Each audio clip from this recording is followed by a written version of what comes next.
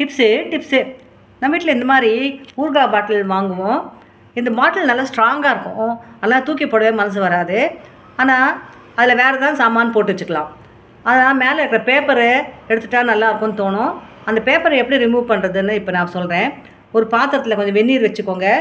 வெந்நீர் வச்சுட்டு இந்த பாட்டிலை இந்த பேப்பர் இருக்கிற சைடை இது உள்ளே வைங்க. வச்சுட்டு திருப்பி எடுத்துருங்க. கண்ணாடி வச்சுருங்க. அப்புறம் எடுத்துருங்க.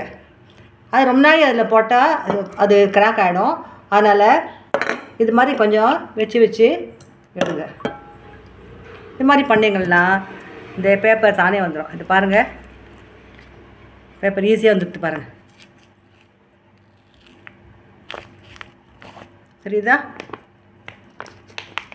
இதை பண்ணி பார்த்துட்டு எனக்கு நீங்கள் மெசேஜ் பண்ணுங்கள். தேங்க்யூ. கீதா முரளி. பாய்.